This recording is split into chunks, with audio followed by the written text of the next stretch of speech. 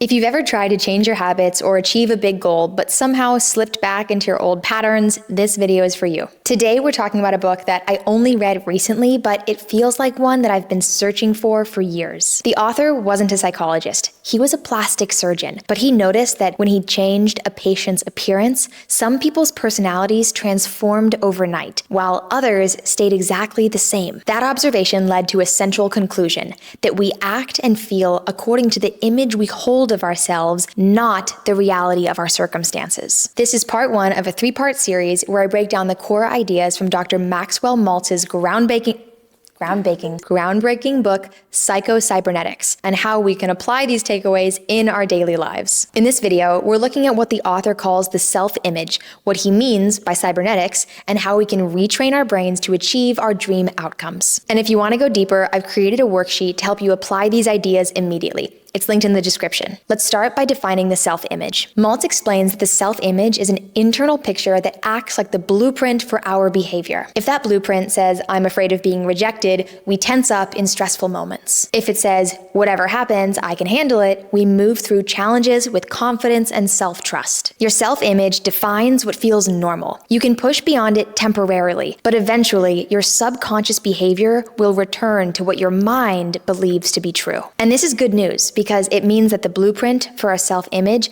isn't fixed. It can be updated, just like reprogramming your GPS to a new destination. Once you understand that your self-image sets your limits, the next question is, how do you change it? To explain how transformation happens, Maltz borrowed a term from engineering called cybernetics. Cybernetics is the science of goal-directed systems that use feedback to stay on course. Think of a system running on autopilot. It's given a target, constantly senses if it's getting off track, and then corrects automatically until it arrives. Maltz explains that the human brain works in a very similar way, automatically guiding us towards the goal that we envision for ourselves. The system doesn't judge whether a goal is perceived as positive or negative, it simply acts on the instructions that it's given. So if your dominant thought is "don't say the wrong thing," your focus narrows to potential mistakes. If your image is "I struggle to get through to people," your brain will hold on to those moments that reinforce that belief. That's why it's essential to give your mind a clear target that's oriented towards the person that you want to be, not the behavior that you're trying to avoid. And imagination is the system's main input. Your brain can't fully distinguish between real and vividly imagined experiences. So when you mentally rehearse a skill or a conversation or performance, you activate many of the same neural pathways that you'd use in reality. And this isn't just wishful thinking. What you're doing is programming your internal guidance system in advance. In the book, Maltz outlines several practical ways to reprogram your self-image. Each one relies on repetition, relaxation, and clear mental pictures. Because it's not just awareness that creates change. In this case, it's about repetition. The first exercise is to recall past success.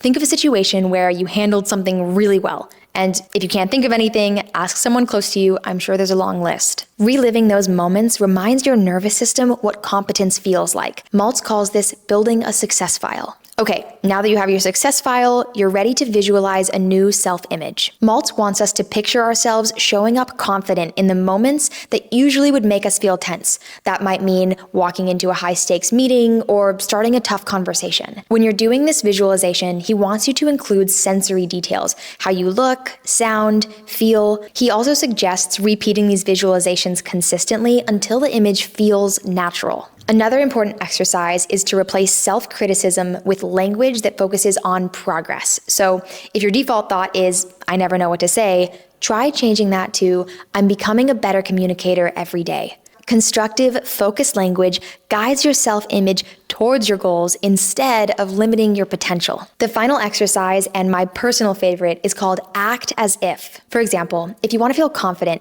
Maltz says to start by acting as if you already are. This might look like improving your posture, making eye contact, or speaking with conviction. Each of these behaviors signals to your mind that you actually are confident.